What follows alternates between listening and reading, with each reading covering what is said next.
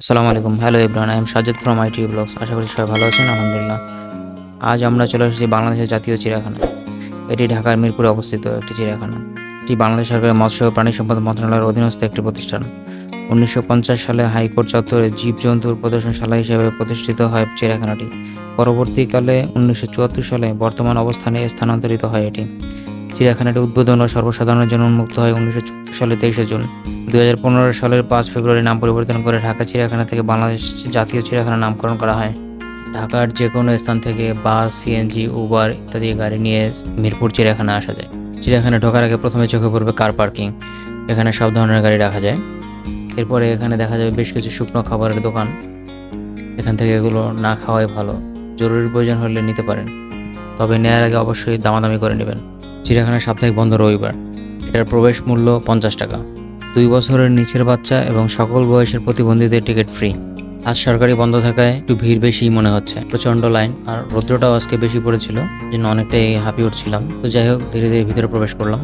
ভিতরে এসে প্রথমেই চোখে পড়লো একটি শহীদ মিনার, দেখে খুবই ভালো লাগলো। এরপরে আছে এটার পাশে একটা তথ্য কেন্দ্র, এখান থেকে সব ধরনের তথ্য নেওয়া যাবে।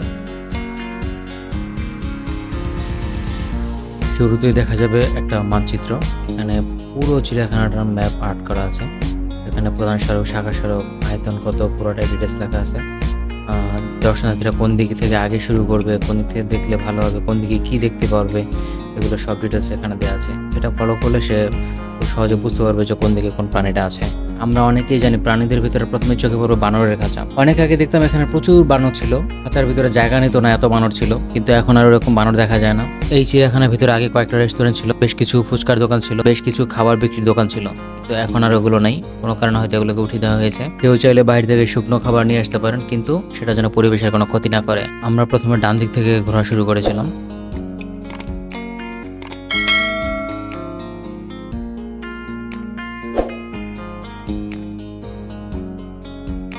কিছু দূর যেতেই চোখে পড়বে পরিচালকের কার্যালয়।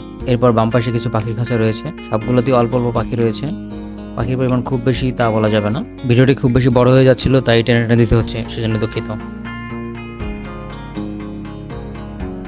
এই বকটার নাম কালো গলা বক। মজার ব্যাপার হচ্ছে, ফান্দে পড়িয়া বকা কান্দে কেমনে আজ দেখলাম। বকটা খাবার খেতে গিয়ে মেবি তার গলায় খাবার আটকে গিয়েছিল। এবার দেখবো চিত্রা হরিণ। একমাত্র এই খাঁচাতেই দেখলাম অনেকগুলো প্রাণী, তবে আগে আরো হরিণ ছিল, এখন কিছুটা কমে গেছে। এই বিস্তীর্ণ জায়গাটা হচ্ছে হরিণের বসবাসযোগ্য জায়গা। এখানেই হরিণ সারাদিন বিচরণ করতে থাকে। ধীরে ধীরে আমরা সামনের দিকে এগিয়ে যাচ্ছি। সামনে আসতেই চোখে পড়লো পাবলিক টয়লেট। এই ব্যবস্থাটা আমার কাছে খুব ভালো মনে হয়েছে। একটা সময় টয়লেটগুলো এতটা ভালো ছিল না। এরপর আমরা চলে আসলাম বাঘের খাঁচার সামনে। এখানে এসে একটা দুর্লভ চিত্র দেখতে পারলাম। বাঘগুলো সব বাইরে ঘোরাফেরা করছিল। হঠাৎ একটা বাঘ একটা ব্যাঙের সাথে অনেক যুদ্ধ করলো। অবশেষে ব্যাঙটা লাফিয়ে পানিতে পড়ে গেল, ব্যাঙটা জিতে গেল, বাঘ দুটো হেরে গেল।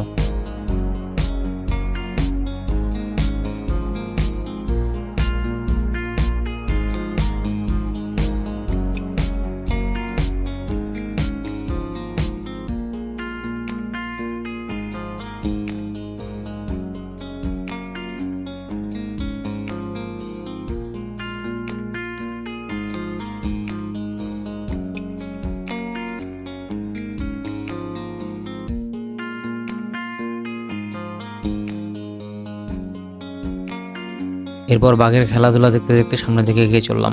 বাঘের খাঁচা থেকে একটু সামনে গেলেই চোখে পড়বে নয়নাভিরাম একটি লেক। লেকের সৌন্দর্য অপরিসীম, তবে এর ভিতরে যে ময়লাগুলো আছে এটা সৌন্দর্য কিছুটা ব্যাহত করেছে। দুইটা রাজহাঁস দেখলাম। একটা সময় এর ভিতরে অনেক রাজহাঁস থাকতো, অনেক পাখি থাকতো, আজকে শুধু রাজহাঁসই দেখলাম।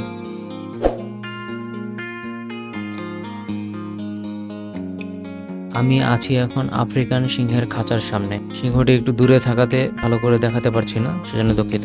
একটু সামনে গেলে বাম পাশে চোখে পড়বে বিশ্রামাগার। এখানে অনেকে বিশ্রাম নিচ্ছে, সকলে বিশ্রাম নিতে পারবে এখানে। বাংলাদেশ পর্যটন কর্পোরেশনের লেক ভিউ রেস্তোরাঁ রয়েছে এখানে। এখানে চা, কফি, পানি, জুস ইত্যাদি পাওয়া যায়, যার মূল্যতে লেগে মাসার সময় দিয়ে দিচ্ছি। ডান পাশে আরো একটা হরিণের শেড দেখা যাবে। এখানে অনেকগুলো হরিণ একত্রে ঘাস খাচ্ছে।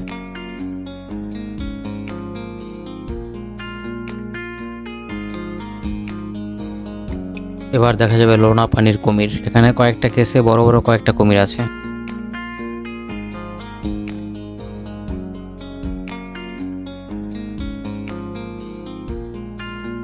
লেক ভিউ রেস্তোরাঁর পণ্যের মূল্য তালিকা বলেছিলাম দিয়ে দেবো, তাই দিয়ে দিলাম। এখানে অনেক ধরনের বানরের কেস রয়েছে, কিন্তু ততটা বানর এখানে নেই। সবগুলো কেসের সামনে গিয়ে গিয়ে দেখানো সম্ভব না, তাই দূর থেকে এভাবে দেখিয়ে নিচ্ছি।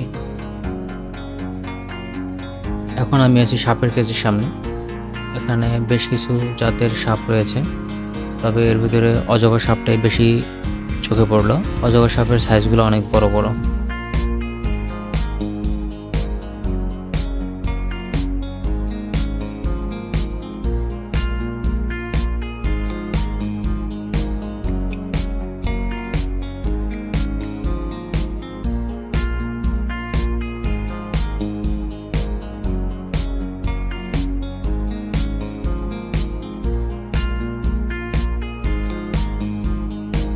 এবার আমরা যাবো নীল ময়ূর, জলহস্তী, মায়া হরিণ ইত্যাদি দেখার জন্য এই রাস্তা দিয়ে এগিয়ে যাব।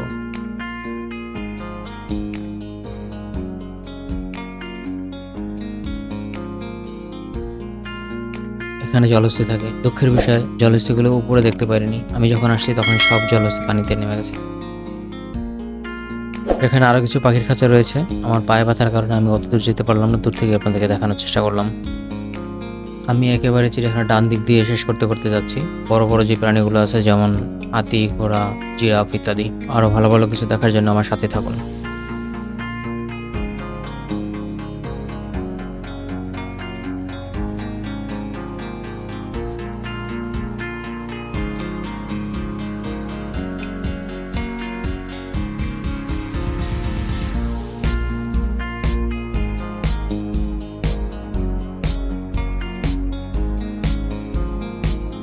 যারা আমার চ্যানেলটি সাবস্ক্রাইব করেছে তাদেরকে অসংখ্য ধন্যবাদ, আর যারা এখনো করেননি তারা এখনই সাবস্ক্রাইব করার জন্য অনুরোধ করছি। দেখতে দেখতে গাধাকে খাবার দেওয়ার সময় হয়ে গেল, তাই একটু দেরি গাধাকে খাবার দেওয়া দিচ্ছিলাম।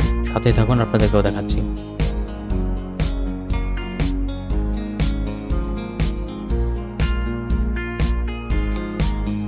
এবার আমরা দেখব ওয়াটার বাগ। আসলে এভাবে টেনে টেনে না দেওয়া ছাড়া আমার কোনো উপায় নেই। পুরো চিড়িয়াখানা ঘুরে যতটুকু ভিডিও করেছি ততটুকু দেখলে প্রায় 2 ঘন্টার ভিডিও হয়ে যাবে। এত বড় ভিডিও আপনারা কেউ দেখবেন না। আপনাদের দেখার সুবিধার্থে আমাকে টেনে টেনে ছোট করে দিতে হচ্ছে। আমি চেষ্টা করেছি টেনে টেনে হলেও সবগুলো বিষয়ের জন্য আপনাদেরকে দেখাতে পারি। এখানে বেশ কিছু জিরাফ রয়েছে। জিরাফের সংখ্যা দিন দিন বাড়ছে মনে হচ্ছে, আগে আরো কম ছিল। এখানে বেশ কয়েক ধরনের জেব্রাও রয়েছে। এখানে আর আছে শিশুদের জন্য একটি শিশু পার্ক। এর ভিতরে কয়েক ধরনের রাইড আছে। কয়েক ধরনের রাইডে টিকিট কাটতে, আর কয়েকটা আছে ফ্রি, এমনিতেই বাচ্চারা খেলতে পারবে।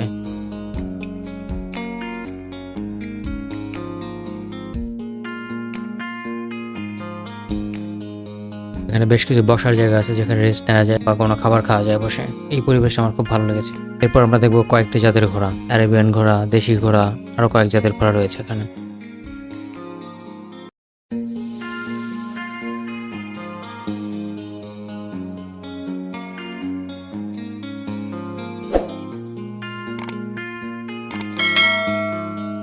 এখানে চিড়িয়াখানার হাতিগুলো থাকে। হাতিগুলো বেশি একটা বড় না, তবে হাতিগুলো বাঁধা ছিল। এটা হয়তো বিকেলবেলা রাইডের জন্য তৈরি করা হবে। যেতে যেতে এক ভাই রিকোয়েস্ট করলো তার কসরতটা যেন আমার চ্যানেলে দেই। এবার চলে আসলাম প্রাণী জাদুঘরে। এখানে পার পার্সন 10 টাকা টিকিট। এর ভিতরে অনেক মৃত প্রাণী সংরক্ষিত আছে।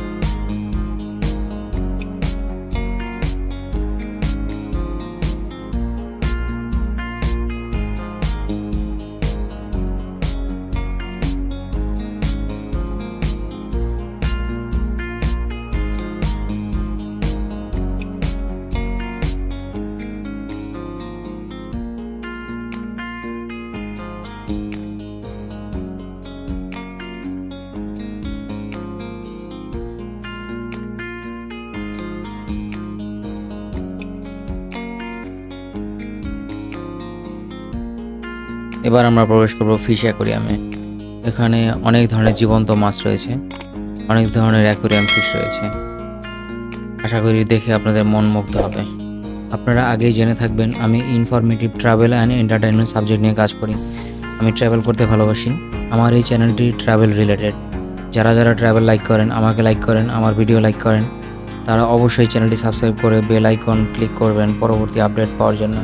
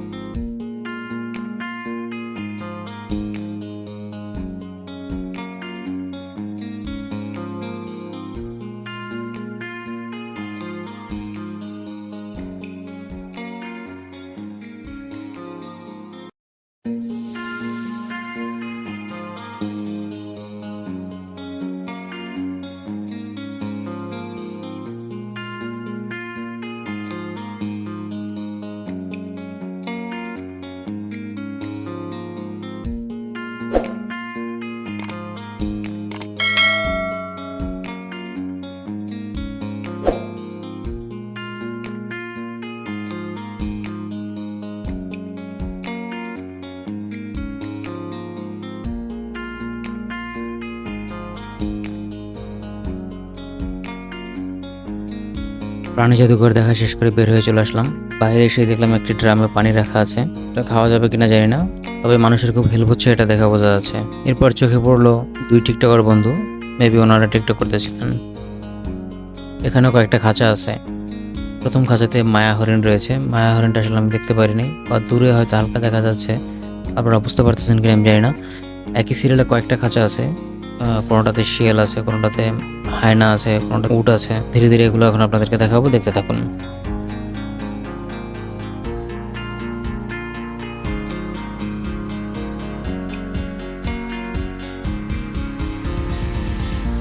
এবার শুনুন ইন্ডিয়ান তিন ফ্রেন্ডের কথোপকথন। साथी मेरे साथी ए तू ए भाई तेरा बांग्लादेश का वर्जन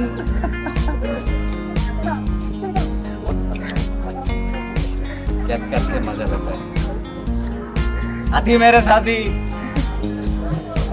अरे तुम लोगों को मिस कर रहा हूँ भाई बहुत ज्यादा। तुम लोगों को बार बार इसीलिए कॉल कर रहा हूँ। विकास ने भी कॉल किया था भाई। तू सो रहा है क्या? গন্ডারটা অনেক গরম লাগছিল মনে হয়, ঠান্ডা কর্দমাক্ত মাটিতে শুয়ে আছে।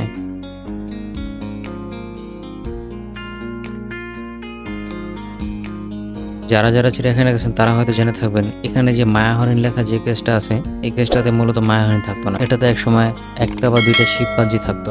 এই শিবপাঞ্জিগুলো এমন একটা ভাবে থাকতো মনে হয় যে তারা অনেক জ্ঞানী। তাদেরকে সিগারেট দিলেও সিগারেট খেত, একদম মানুষের মতো আচরণ করতো। কিন্তু সেই শিবপাঞ্জিগুলো এখন এখানে দেখলাম না, কেন দেখলাম না ঠিক বুঝতে পারলাম না। এরপর এখানে কিছু শকুন টাইপের পাখি রয়েছে, শকুনের মতো বড় বড় বিভিন্ন ধরনের শকুন বলা হয় এদেরকে।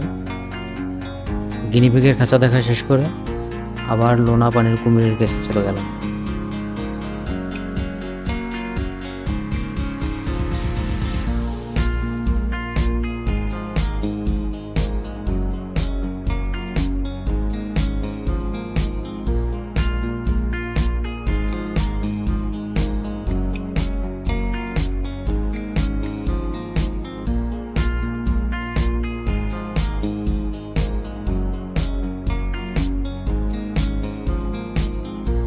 এটা হচ্ছে উট পাখি, হয়তো বোঝা যাচ্ছে কিনা আমি জানি না। হালকা বৃষ্টি হয়েছিল এই জন্য ওরা ভিতরে চলে গেছে। এবার আপনারা দেখবেন বিভিন্ন ধরনের বাঘ, বিভিন্ন ধরনের সিংহ ও বিভিন্ন ধরনের ভালুক।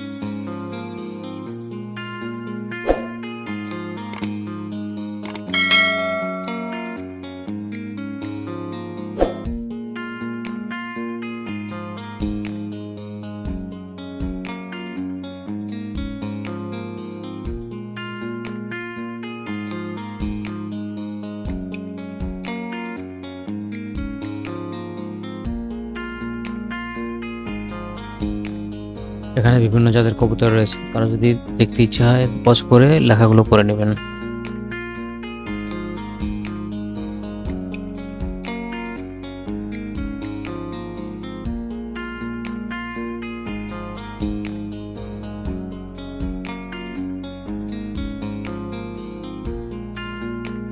চিড়িয়াখানার একেবারে মাঝখানে এমন মনোমুগ্ধকর একটা প্রাকৃতিক পরিবেশ রয়েছে যা ওখানে না গেলে বোঝা যাবে না। মনে হয় যে একটুও রৌদ্র নিচে পড়ে না, এত পরিমাণ গাছ ওখানে লাগানো আছে, পুরোটাই গাছের ছায়া ঘেরা।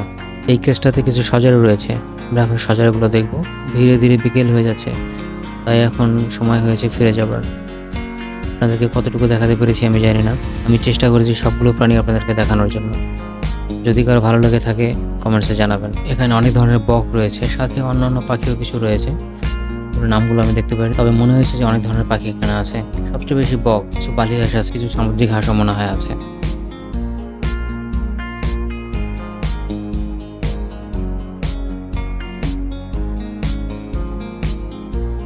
প্রিয় ভিউয়ার্স, পুরো ভিডিওটা জুড়ে চেষ্টা করেছি সকল প্রাণী দেখানোর জন্য। পুরো চিড়িয়াখানা ঘুরে ঘুরে সকল প্রাণীগুলো দেখানোর চেষ্টা করেছি। আমার পায়ে প্রবলেমের কারণে হয়তো কোনো কিছু বাদ করতে পারে, যদি তেমন কিছু হয়ে থাকে সেজন্য সরি। আবারও সবাইকে রিকোয়েস্ট করবো চ্যানেলটা সাবস্ক্রাইব করে সাথে থেকে অনুপ্রাণিত করার জন্য। আপনাদের একটা সাবস্ক্রাইব আমাকে নিয়ে যাবে নতুন নতুন জায়গায়, যা ভিডিও করে আপনাদেরকে উপহার দিতে পারবো। আমার এই ভিডিওটি কাউকে ছোট করার জন্য বা কটাক্ষ করার জন্য নির্মিত নয়, তারপরেও তেমন কিছু হয়ে গেলে ক্ষমা প্রার্থী। ভিডিওটা কেমন আছে জানাবেন, ভুল হলে সেটাও জানাবেন, যাতে আমি কারেকশন হতে পারি। সবার সুস্থতা কামনা করে আজকের মতো শেষ করতে চাই। বলতে বলতে বাইরে পার্কিংয়ে চলে আসলাম। পরবর্তী ভিডিও আসার আগ পর্যন্ত সবাই ভালো থাকবেন। আল্লাহ হাফেজ।